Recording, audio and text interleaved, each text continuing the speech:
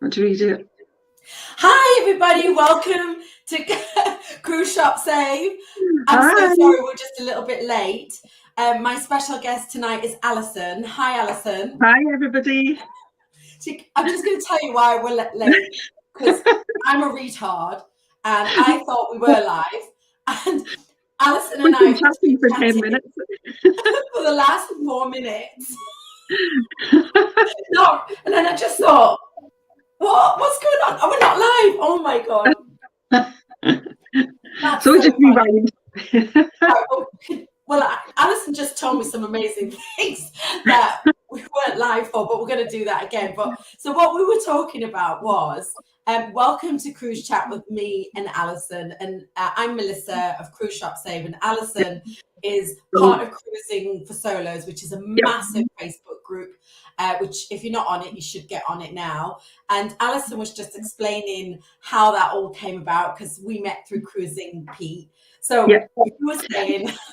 Yeah, so I was saying that Cruising Pete, or Pete, Cruises for Solos, we actually met on my very first cruise, a transatlantic, Barcelona to Port Canaveral, I think it was. Oh wow! So there's a massive amount of solos on that group. So yeah, we were both on that. And my sort of involvement for Cruises for Solos was I found the group. I think Pete was fantastic in starting it up. Oh, he's amazing. Yeah. Oh, incredible foresight in starting that up. So yeah, I slowly got involved in that and posting, and throughout lockdown, just to get us through, Pete invited a few people to start chatting on Zoom just to chat cruising. So myself and a few others from UK, America, we regularly, every week, I think we chatted over Zoom. And Pete then asked me if I would come and help him on the page because it was starting to be probably too much for one. And so I was delighted because I was enjoying doing it then. So yeah, that's how it came about. And at that point, like we were saying, there was just a couple of thousand, I think, on the page at that point. Yeah. But how many's on it now? We just hit 17,000 the other day. Yeah. Just which is amazing. incredible. That's incredible. And it just goes to show how important Cruising for Solos is. Yes. So we've got quite a few people watching. So I just want to welcome you if you're watching us. This is Cruise Chat with Melissa and Allison. So probably everyone's here for you, Allison, because not a lot of people know me. Not yet, anyway. But so welcome to Cruise Chat. So if you've got any questions about cruising for solos, or destinations or cruise lines that we've been on. So when you did your first cruise with Cruising Pete, what cruise was that? What cruise ship? So that was on the Norwegian Epic. Oh, wow. Amazing. Epic. So yeah, and it was a 13-night transatlantic, my very first cruise. People, I see this post all the time on some things, what do people recommend for the first cruise? Oh, go on a short one and whatever. I just went for it. 13 nights, transatlantic. Wow. Never been to America before. It was actually supposed to call in the Caribbean. Never been to the Caribbean. I thought, if you're going on it, you might as well go on it. So I didn't want to get off. It was incredible experience. It was fantastic. So yeah, that kind of sparked my passion for cruising, I think, really. And how long ago was that?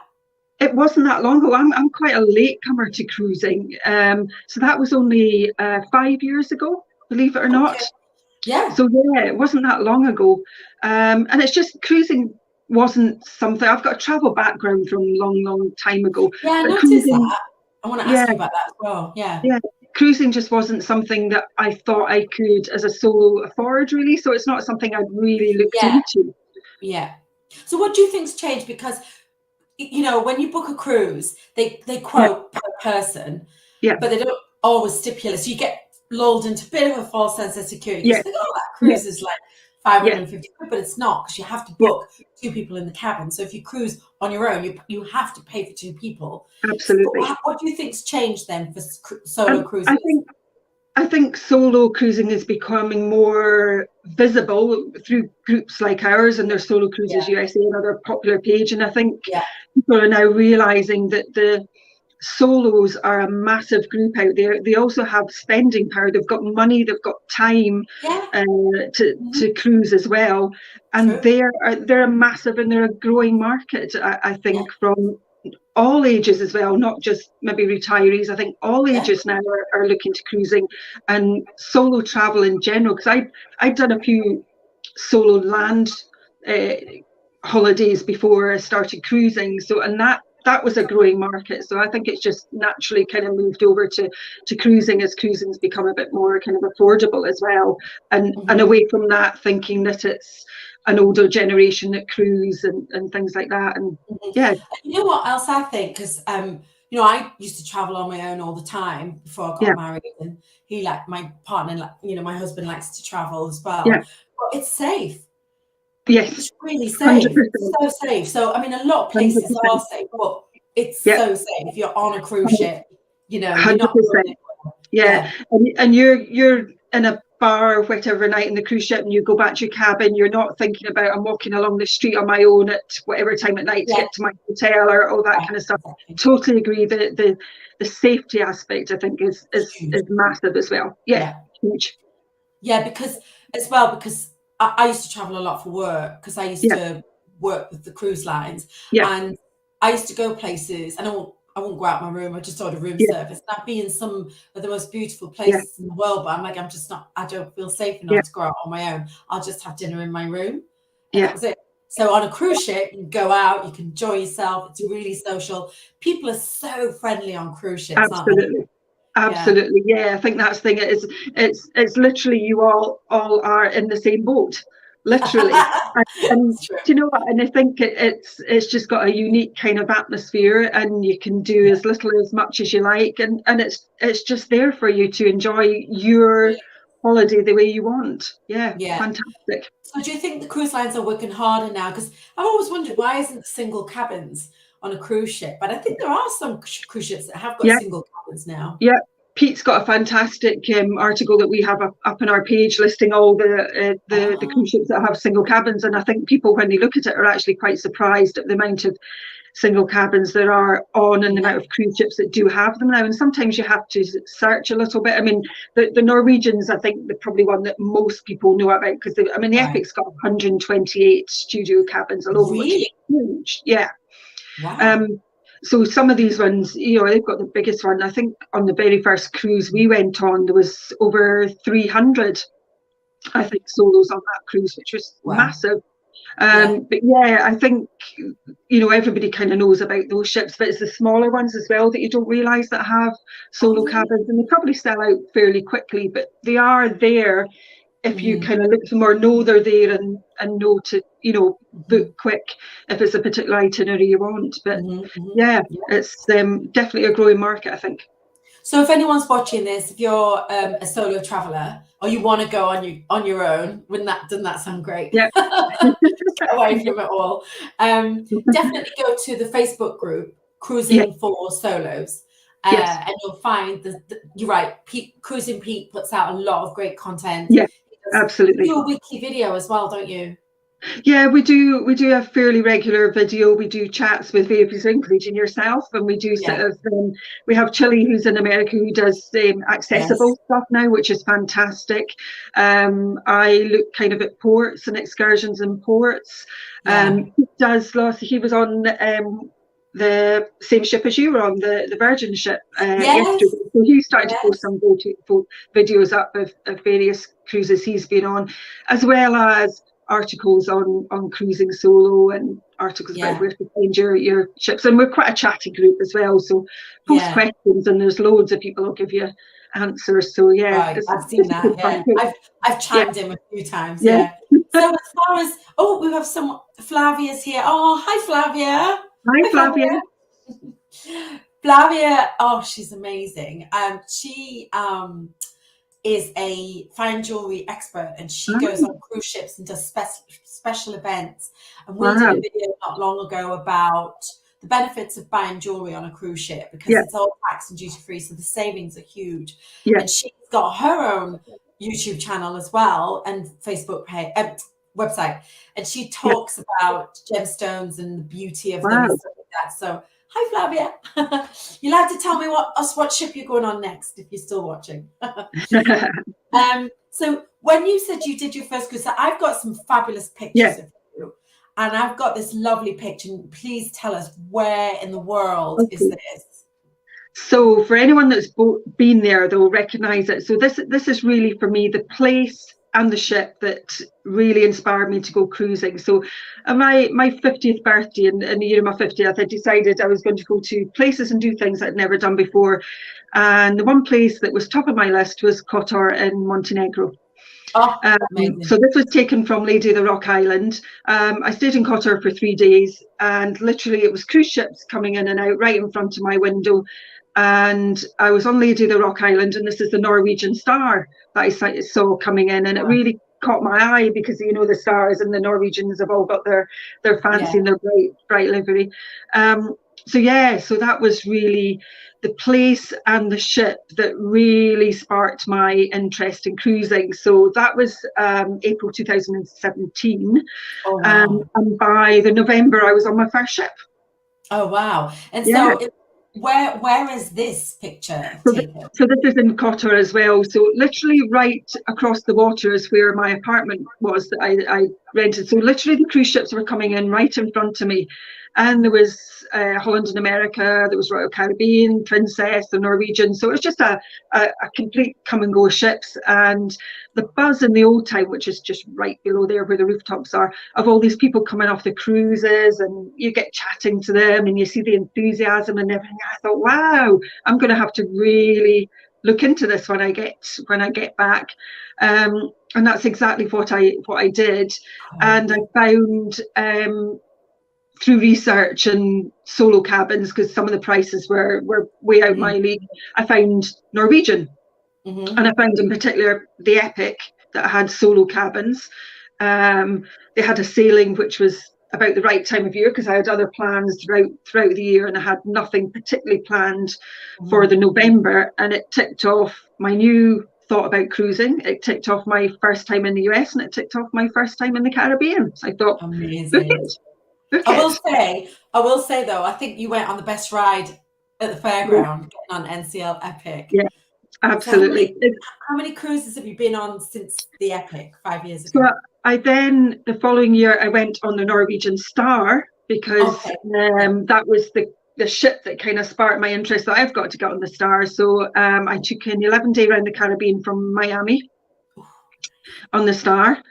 Then I went back on the Epic from Puerto Rico. I did Caribbean from Puerto Rico.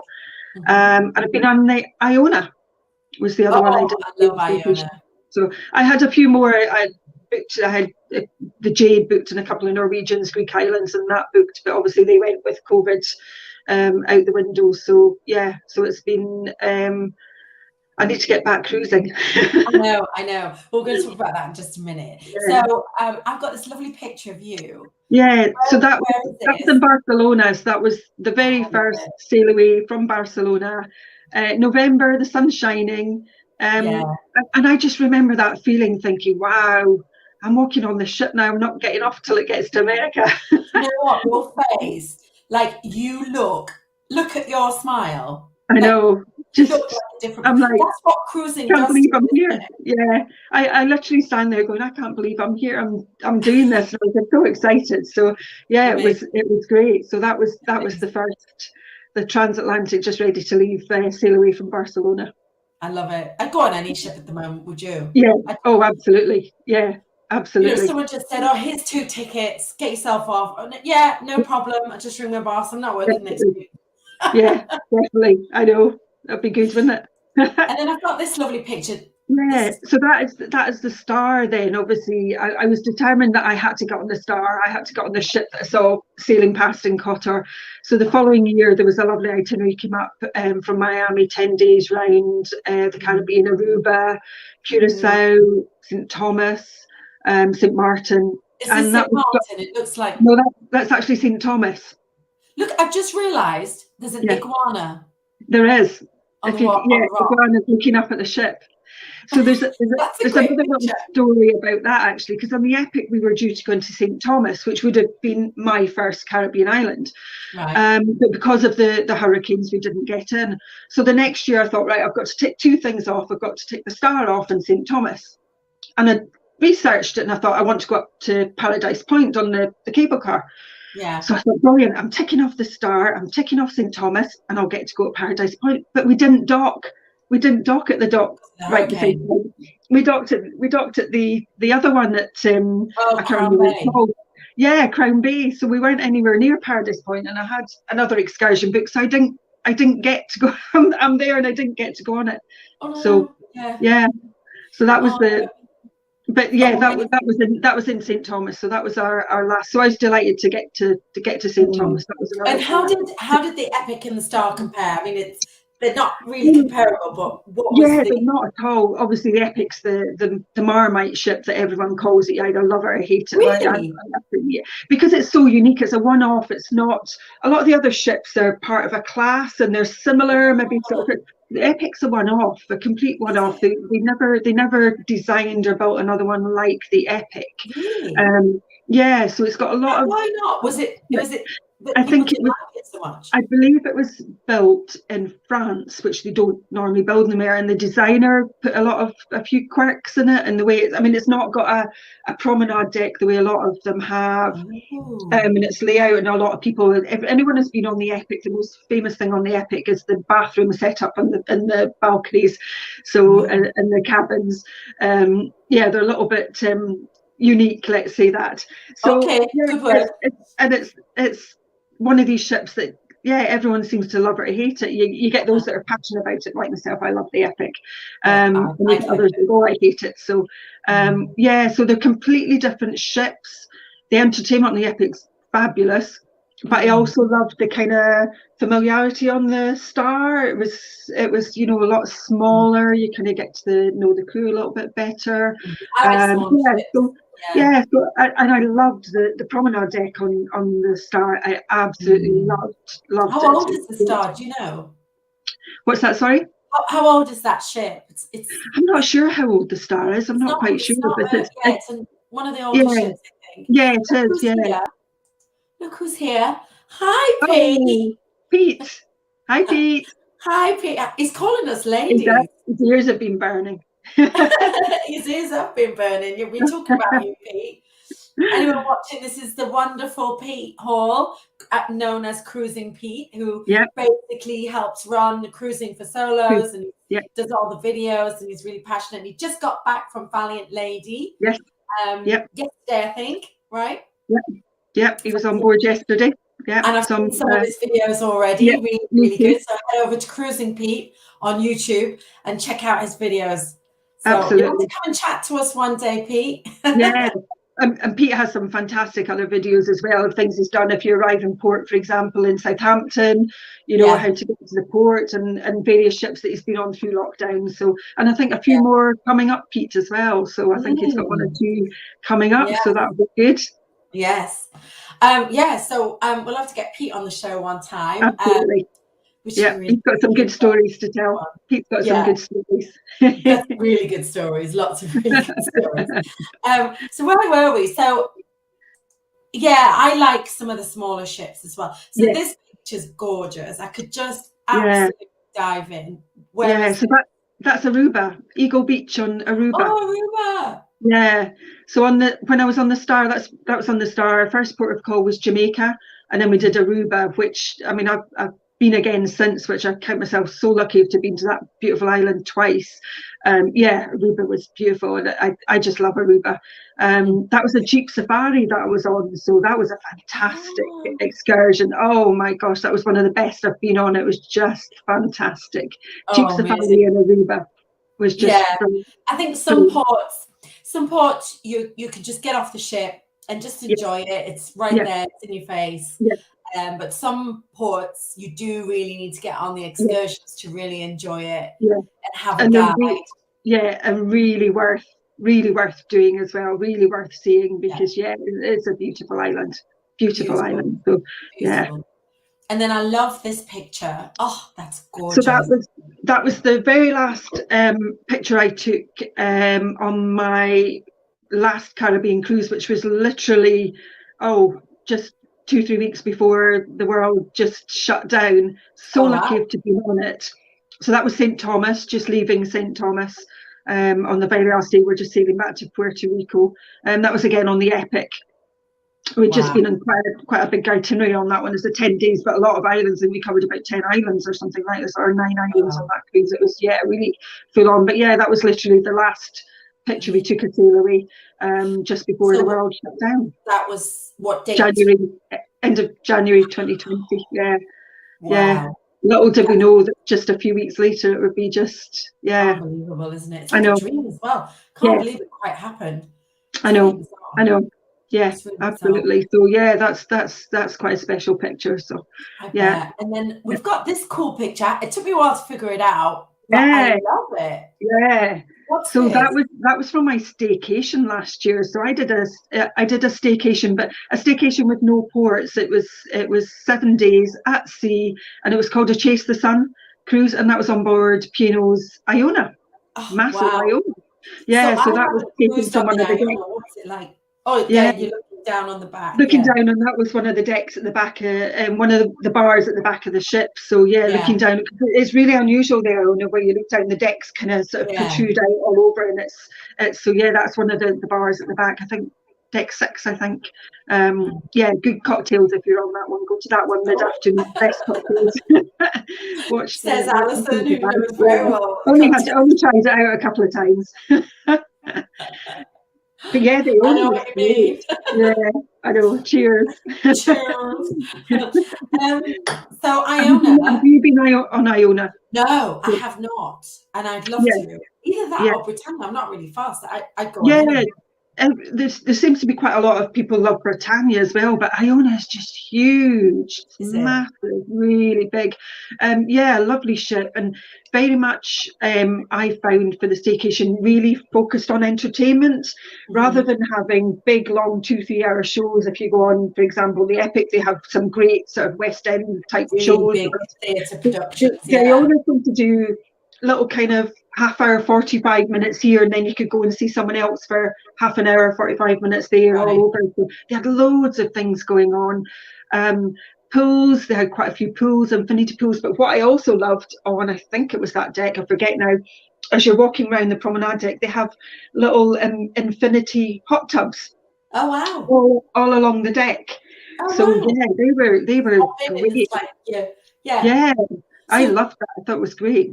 Yeah, so 7 days at sea, you didn't get bored? No, not at all. It's so big. Yeah, it was so big, and I think because possibly I kind of likened it as a mini transatlantic, because the transatlantic obviously you're stuck at sea, but they have so much entertainment going on, and I thought, okay, I'd imagine that's the same, and it was pretty much. There was so much going on. They had lots of entertainment going on. So you were there, and because we were chasing the sun, literally, we went right the way down France, right the way along the coast of Spain to the tip almost, and then came back across. So we had sun pretty much the whole cruise, which was great. So that kind of helped as well. There's 2 schools, I guess transatlantic crossings are Marmite as well. Yes. Yeah. But to me, it sounds like heaven. I love sea days. How chilled out were you? Yeah, really chilled out. It was great, because if I compare it to the last time I went on the Epic, which was a full-on island, fantastic. You've seen all these islands, but there's no real sea days. And I think if you can do something with a combination that gives you some good port days but sea days, I think you really you experience the ship as well, don't you? You really experience the ship fully, I think, when you've got sea days and get to see what it's all about and everything. And it wasn't a full ship, obviously, at that point. The staycations weren't full ships. No queues. But what are we going to do when the ship's I know. We were on get off the ship. Get off the ship. There's too many. I'd be like annoyed. Like, what are you all doing here? This is my ship. I know. So the staycations were brilliant for doing that. They were great, and I think again the cruise lines found that they've got a new audience now. People who've never thought about cruising before have decided to cruise. So hopefully they sort of retain some of those passengers. But and I'd never cruised from the UK before, because I'd always kind of wanted to go experience elsewhere. And although I flew down from Scotland, it was new for me as well. So yeah, it was a great opportunity last year, especially for those of us in the UK, to experience all the staycations that were going on. So yeah, Iona was great. Definitely recommend going on. Oh, me too. Fantastic. So is it, what's this picture? Is this one of those infinity pools? That's one of the infinity pools. Yeah, they have there's a few on the Iona. So yeah, on the different decks. Yeah, it's really great. Yeah, different things all over the place. There's a lot of decks, a lot of space. So no, it's fantastic. Yeah, I could definitely get used to that for sunset. Little glass of champagne. Yeah, oh, absolutely. And then I've got this beautiful picture. Yeah. So this was actually taken before. That was taken from the Iona. So this was literally we were the last ship to sail out of Southampton that day, and this is the Virtuosa. This is the Virtuosa who was doing their sail away. Yeah, it was one of my friends was on Virtuosa, so yeah, I gave her a wee wave. So they were sailing around the UK, but Virtuosa hopefully is going to be my next cruise ship. Is it? You booked it? I didn't book it today. I was hoping to, but yeah, in the next 2-3 days I'll be booking the Virtuosa going to the Norwegian fjords. Oh, I'd love to do that. It's so funny. I've travelled all over. I've been to Alaska, Caribbean, Mediterranean, and Norwegian fjords is just one destination I haven't done yet, and I'd love to. Tell us all about that then. Yeah, and it's kind of come unexpected. It's not one that I planned, but it's just the way things have worked. With work, I can get a week off, and I'm thinking, and just some friends I met on the Iona, where I was like, I know, going on a cruise in May, and they're like, oh, going there, and I was like, one of my friends going to fjords, so I'm like, oh, okay, which one? Yeah, brilliant, fits my dates in. So yeah, and I thought, okay, let's tick the Norwegian fjords off. So yeah, so I think it goes from Southampton. There's Bergen, Flam, Stavanger, I think, and I was somewhere else I can't remember. So yeah, 7 days from Southampton. I'm so happy for you. When are you going? In May. In May, so just a couple of months. Have you cruised on MSC before? No, this will be my first time MSC, so I'm also quite excited to look at MSC and see what it's all about as well. So their prices at the moment are fantastic. So yeah, I'm really looking forward to it. So, yeah, Emma Cruises just went on the MSC Seashore, flew to Barbados, and I want to say it was like £550. Crazy. Yeah, nuts. I think the solo price. Yeah. Hi. Oh, hi, Lizzie. I think the solo price was something like £700, including flights on that one. Incredible. I wasn't sure. Yeah. For solo, including flights. Oh, crazy. Good Lord. Yeah, I know. Nice. Yeah. Including flights. Oh, I'm gonna book a cruise. I'm booking a cruise. I know. It's like, how did I miss that one? I know. How did I miss that one?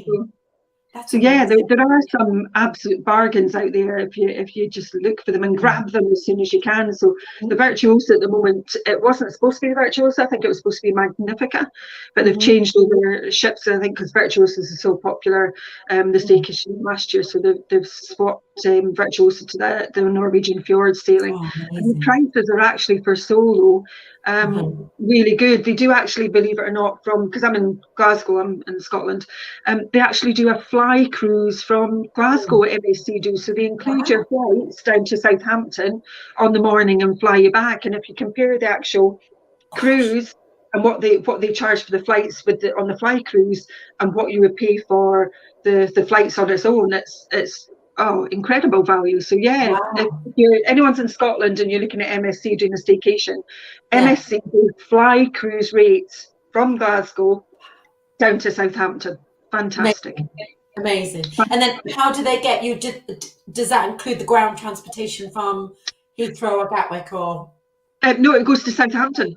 Flies to Southampton. The Glasgow flight flies direct into Southampton, which is fantastic, because when I went down last year, I flew into Gatwick myself and took the train down. No, the MSC, the Logan Air flies from Glasgow direct to Southampton. Fantastic. I didn't know that. Yeah. And how far is the airport Southampton Oh, Airport? I don't think it's too far. I think it's a quick train journey or a bus journey. I don't think it's too far at all. So, but they obviously take care of all of that as well.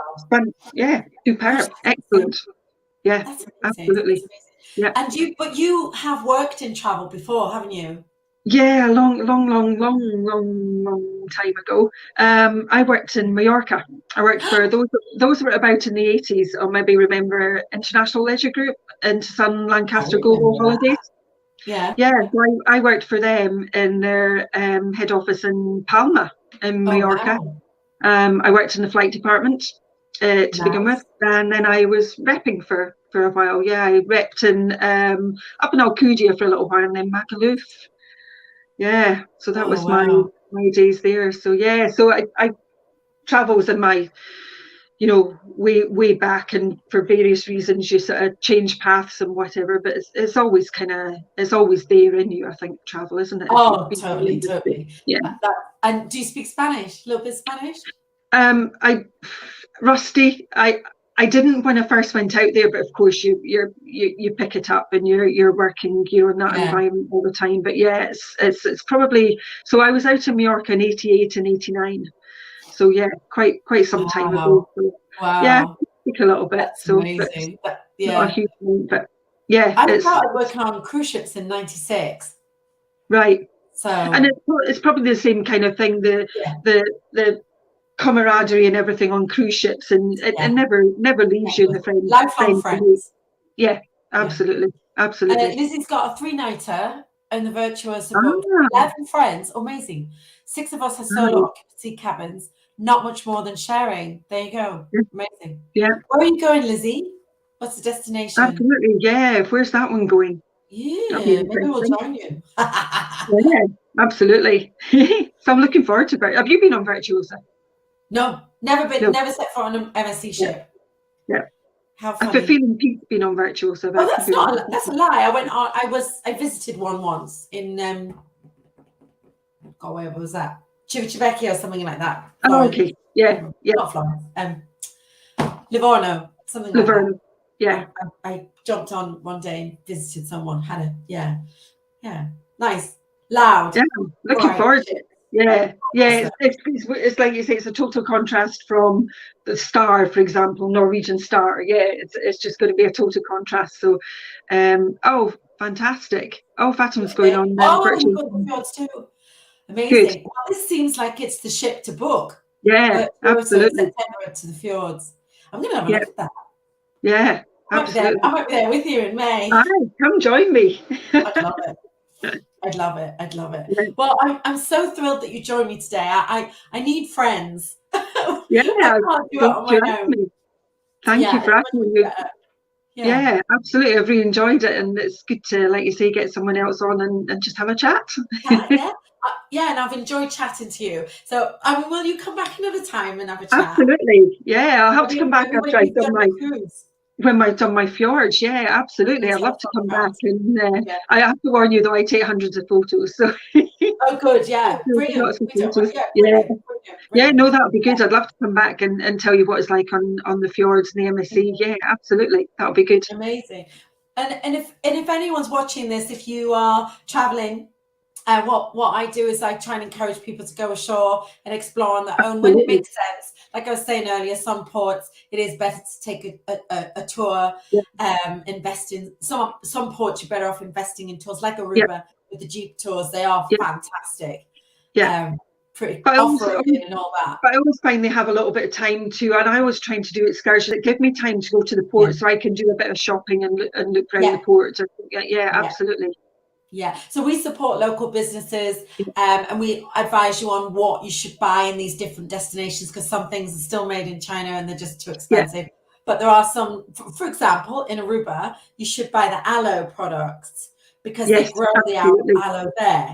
So that's one thing that you definitely should buy in Aruba. And they will take you in Aruba to the aloe factory in one of the excursions. Yeah, absolutely. Yeah.